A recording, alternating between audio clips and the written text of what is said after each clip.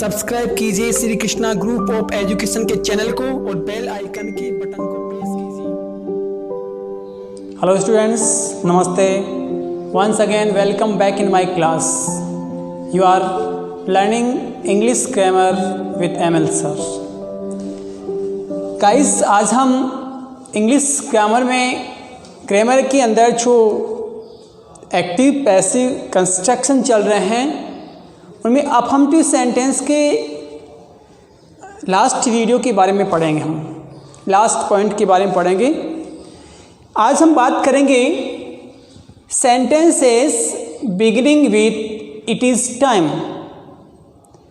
आपके सिलेबस के अंदर कॉम्पिटिटिव एग्ज़ाम की बात करें, स्कूल स्तर की बात करें, तो यहाँ पर sentences beginning with it is time, it is time से स्टार्ट होने वाले सेंटेंस भी काफ़ी बार एग्ज़ाम के अंदर पूछ लिए जाते हैं। तो उन्हें कैसे नहीं, बहुत इजीली आप इजीली समझ पाएंगे। देखिए, सेंटेंस का जो एक्टिव वॉइस का स्ट्रक्चर है, first step is it, second is verb, third is noun, fourth two plus first form of the verb and object. ये तो क्या होती है, एक्टिव वॉइस के स्ट्रक्चर होता है। सबसे पहले इट होगा, उसके बाद वर्ब है, नाउन है, टू फर्स्ट फॉर्म है और ऑब्जेक्ट है। हमें क्या करना पड़ेगा, transforming into passive voice. It first position होगी it, second position verb, third position noun, fourth position before object will have to use for plus object, then to और first form से पहले बी यूज़ करेंगे और past participle use करेंगे। एक बार देख लो, यहाँ तक तो देखो सेम है। इट का इट हो गया, वर्ब का वर्ब है, नाउन का नाउन है। उसके बाद इस ऑब्जेक्ट को यूज़ करने से पहले फोर यूज़ करना पड़ेगा। फोर प्रीपोजिशन यूज़ करना है और उसके आफ्टर जो टू के साथ में फर्स्ट फॉर्म है, इसके बीच में हम बी यूज़ कर लेंगे, टू बी। एग्जाम्पल्स के रूप में देखें। First, it is time to close the office. Office के बंद होने का समय है। अब देखो, हमारी इस टेक्स्ट के अकॉर्डिंग सेंटेंस किससे स्टार्ट हो रहे हैं, इट इज़ टाइम से स्टार्ट हो रहा है। देखो टोटल सेंटेंस को देखो, it is time, it is time, it is time. तो ऐसे सेंटेंसेस जो इट इज़ टाइम से स्टार्ट होते हैं, उनका पैसिव वॉइस कैसे बनाएंगे, इसे हम पढ़ रहे हैं। तो गाइस, फर्स्ट है इट का इट हो जाएगा, इज का इज है, टाइम है हमारे नाउन, इट इज़ टाइम। फिर क्या करेंगे, हमारा ऑब्जेक्ट क्या है, द ऑफिस। इससे पहले हम फोर यूज़ करेंगे, इट इज़ टाइम फोर, फिर the office, it is time for the office, और इसके साथ क्या यूज़ करेंगे, टू बी क्लोज्ड। और गाइस, ये हो गया passive voice. It is time for the office to be closed. Second example, it is time to supply food. तो इसमें आपको पता है हमारा ऑब्जेक्ट क्या है, you know very well, object is just after the main verb. Supply के just after food use किया गया है, तो ये हमारा ऑब्जेक्ट है। तो कैसे बनेगा इसका, इट का इट हो जाएगा, वर्ब है हमारी इज, इट इज़, नाउन है हमारा टाइम, इट इज़ टाइम, फिर फॉर यूज़ करेंगे, फॉर फूड, और इसके साथ में टू बी सप्लाइड, और ये हो गया हमारा passive voice. It is time for food to be supplied. Third, ये अभी इट इज़ टाइम से स्टार्ट हो रहा है, तो इट इज़ टाइम्स के लिए इट इज़ टाइम आ गया, इट इज़ टाइम के लिए इट इज़ टाइम आ गया। फिर क्या है, ऑब्जेक्ट क्या है, इंग्लिश, तो फॉर आ गया, it is time for English, और टू के बाद में बी यूज़ करेंगे, टू बी, और लर्न का पार्टिसिपल क्या होगा, learned, learned. It is time for English to be learned. Fourth वही है, इट का इट हो जाएगा, it is time for preposition, it is time for और homework, it is time for और होमवर्क, और टू के बाद में बी यूज़ करना है, टू बी, टू रिटर्न। तो गाइस ये था हमारा इट इज़ टाइम से स्टार्ट होने वाले सेंटेंस। इट इज़ से स्टार्ट होने वाले सेंटेंस इजी है, बस नाउन के आफ्टर हमें फॉर यूज़ करना है और ऑब्जेक्ट को यूज़ करना है, उसके बाद में टू बी यूज़ करना है, टू बी फॉर्म यूज़ करनी है, और फर्स्ट फॉर्म को पास्ट पार्टिसिपल में चेंज करना है। मैं समझ पाया हूँ कि आप इसको क्लियरली समझ पाए हैं और बहुत ही स्टैंडर्ड रूप से इसको आप जान पाए हैं। हाय स्टूडेंट्स, अब हम बात करेंगे कॉम्प्लेक्स सेंटेंसेस और indirect speech with ask verb in principle clause. You know, आप जानते हैं कि एक सेंटेंस में जितनी मेन वर्ब होती हैं उतना सेंटेंस कनेक्टेड होता है, जितनी मेन वर्ब उतना सेंटेंस क्लॉज होगा। मान लीजिए कोई सेंटेंस में टू पार्ट हैं, इसको देखिएगा आप, I asked Rani if she went to Jaipur. I asked Rani if she went to Jaipur. यहाँ पर दो मेन वर्ब हैं, एक तो है आस्क्ड और एक है वेंट, दो मेन वर्ब हैं। दो मेन वर्ब है, इसका मतलब सेंटेंस क्या है, सेंटेंस या तो कॉम्प्लेक्स है या कंपाउंड सेंटेंस है। यहाँ पर सेंटेंस इफ से कनेक्ट है, फॉर से कनेक्ट है, वाई से कनेक्ट है, तो these are the examples of complex sentence, जटिल वाक्य। तो इतना देख लीजिएगा, complex sentences of indirect speech. अगर इनडायरेक्ट स्पीच के कोई सेंटेंस हैं वो भी कॉम्प्लेक्स जुड़े हुए वाक्य हैं, और उनमें कौन सी वर्ब आ रही है, आस्क वर्ब। कौन सी वर्ब आ रही है, आस्क। यहाँ पे देखो आस्क्ड, आस्क्ड, आस्क्ड, अर्थात ऐसे सेंटेंस जो इनडायरेक्ट स्पीच के वाक्य हैं, इनको देखिए सारे इनडायरेक्ट स्पीच के वाक्य हैं। इनडायरेक्ट स्पीच के वे वाक्य जो आस्क वर्ब से युक्त होते हैं इन प्रिंसिपल क्लॉज, अर्थात दो क्लॉज हो गई, एक प्रिंसिपल क्लॉज मुख्य उपवाक्य, और सेकंड हो गया सबऑर्डिनेट अधीनस्थ, अधीन। यहाँ पे देखिएगा, अगर हम इसको हटाएं, आई आस्क्ड रानी को हटाएं तो क्या हो गया, if she went to Jaipur. तो इफ से sentence connect, if she went to Jaipur का मतलब क्या, वह जयपुर गई थी, तो क्या क्या लग गया, तो ये सेंटेंस पूरी तरह से अपना सेल्फ मीनिंग नहीं है, ये डिपेंडेंट है प्रिंसिपल क्लॉज पर। तो सबऑर्डिनेट क्लॉज वो क्लॉज होते हैं जिनका मीनिंग प्रिंसिपल क्लॉज पर डिपेंड करता है। तो यहाँ पर देखिएगा, आई आस्क्ड रानी, ये क्या है, प्रिंसिपल क्लॉज है, और इफ से कनेक्ट है, तो जो सेंटेंस कनेक्ट हो रहा है ना, वो सेंटेंस सबऑर्डिनेट क्लॉज कहलाता है। तो गाइस ये जरूर ध्यान रखना, अगर दो क्लॉज आ रहे हों, प्रिंसिपल क्लॉज और सबऑर्डिनेट क्लॉज, तो उन ऐसे सेंटेंस का पैसिव वॉइस हम केवल प्रिंसिपल क्लॉज का चेंज करेंगे, प्रिंसिपल क्लॉज का चेंज करेंगे केवल। सबऑर्डिनेट क्लॉज जो है वो अनचेंज्ड। यहाँ पे देखिएगा, प्रिंसिपल क्लॉज मतलब ये इज ट्रांसफॉर्म्ड। देखो it's not, it change not, change नहीं होता कभी भी। चेंज का मतलब होता है उसका सेंस ही चेंज होता है। हम इसका ट्रांसफर करते हैं, स्थानांतरण करते हैं शब्दों का। Meaning is unchanged, meaning change नहीं होता, सेंस अनचेंज्ड होता है। तो यहाँ पे प्रिंसिपल क्लास क्या होगा, is transformed only, and subordinate class is unchanged और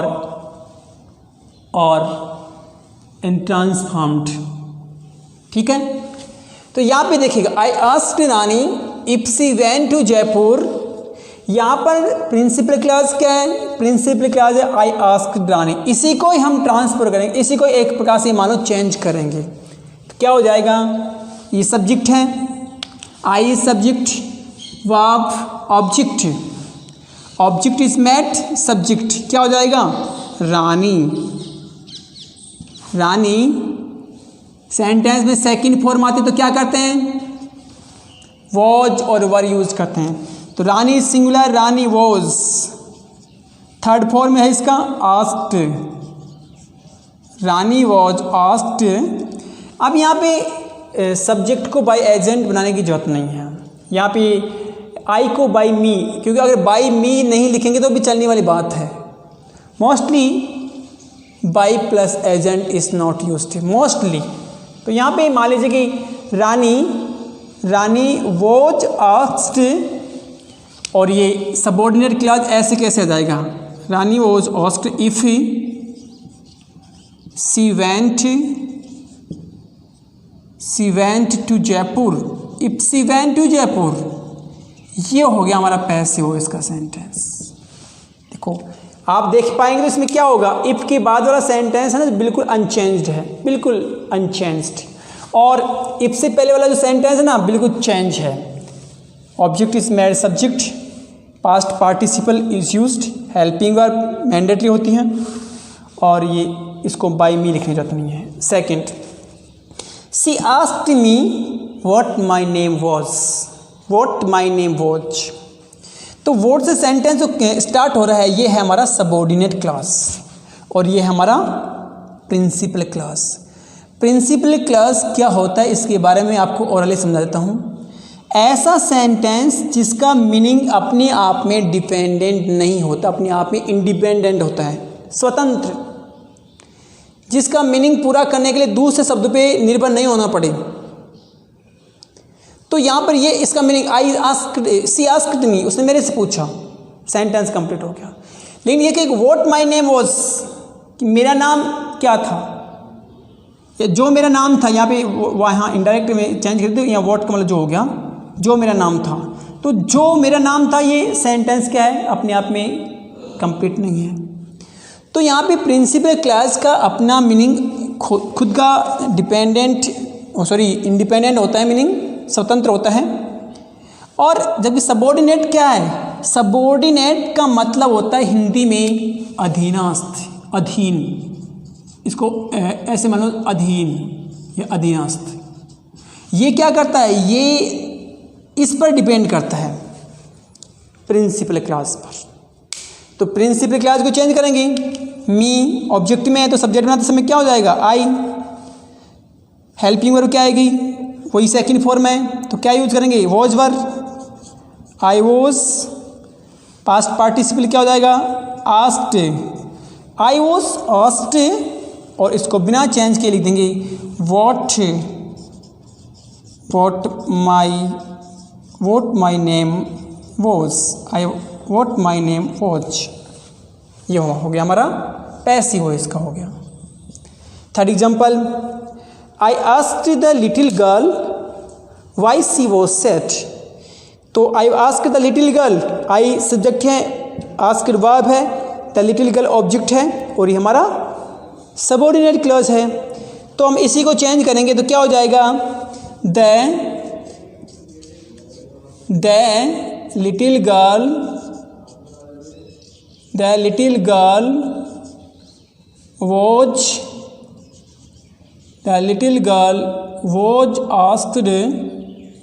was asked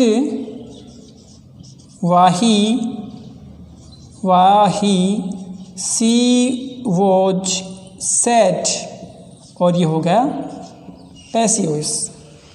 गाइस, इसके बाद हम हमारा थर्ड एग्जाम्पल देखते हैं, और थर्ड एग्जाम्पल में यानी बहुत इजी है गाइस। हम इसका फोर्थ एग्जाम्पल और देख लेते हैं। He asked me who had bitten me. Two sentence है ना, सॉरी टू क्लॉज है ना, प्रिंसिपल क्लॉज और सबऑर्डिनेट क्लॉज। ये देखिए सबऑर्डिनेट क्लॉज है, हु से कनेक्टेड है। He asked me principal clause है, who had bitten me. You know very well, always principal clause is transformed and subordinate clause is unchanged. So हमें क्या करना चाहिए? देखिए आस्क वर्ब के अलावा इंक्वायर वर्ब भी आती है, इंक्वायर, तो उसको भी देख लेंगे, इससे रिलेटेड वर्ब है। तो यहाँ पर हम बात करें ही आस्क्ड मी, तो ऑब्जेक्ट इज मी, सब्जेक्ट में क्या हो जाएगा? I was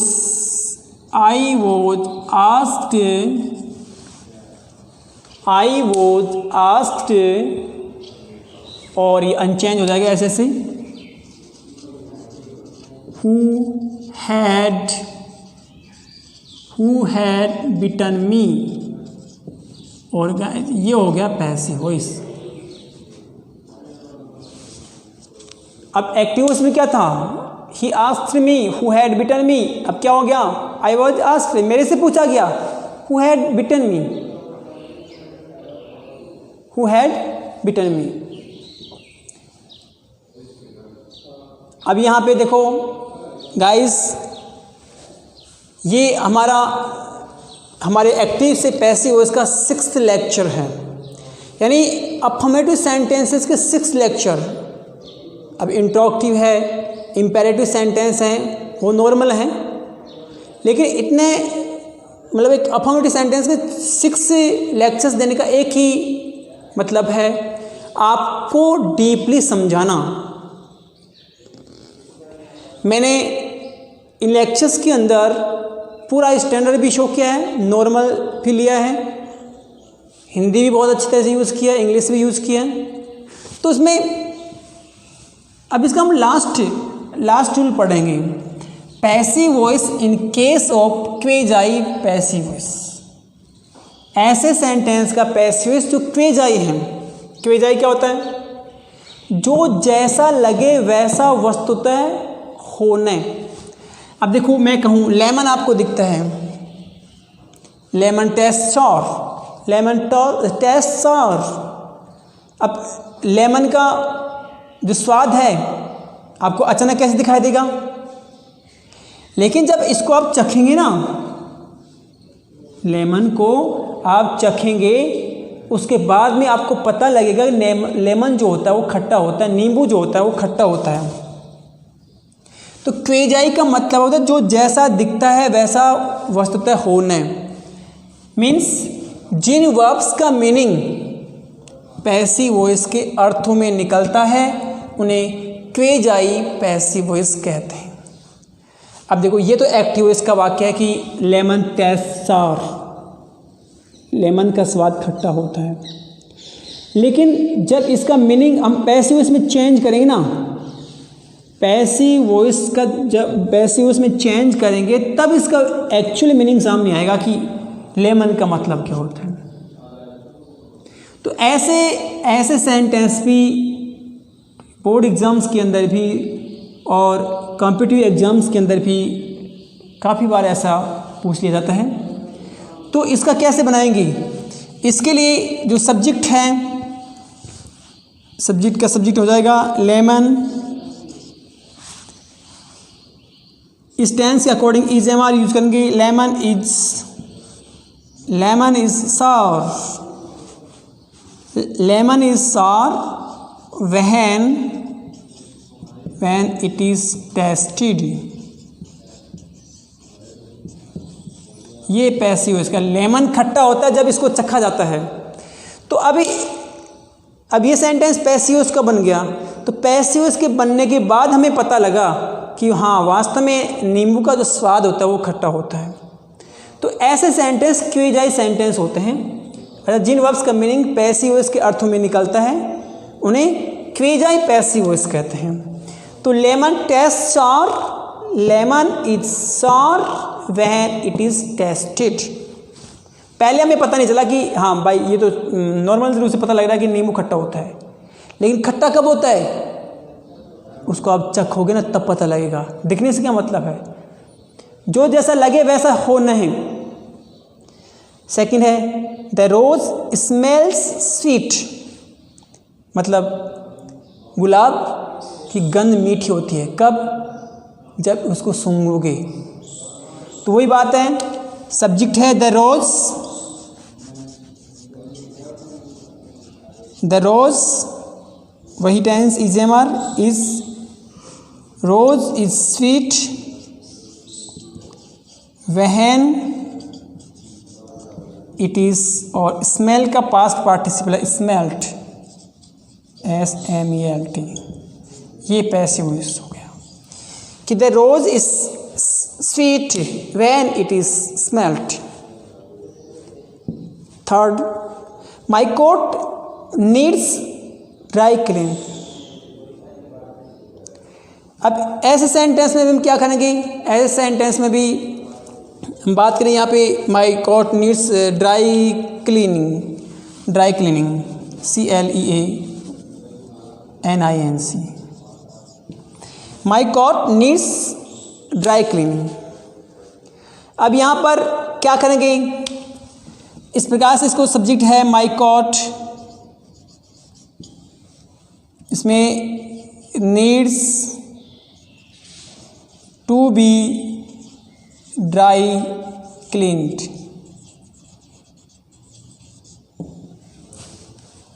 यहाँ पर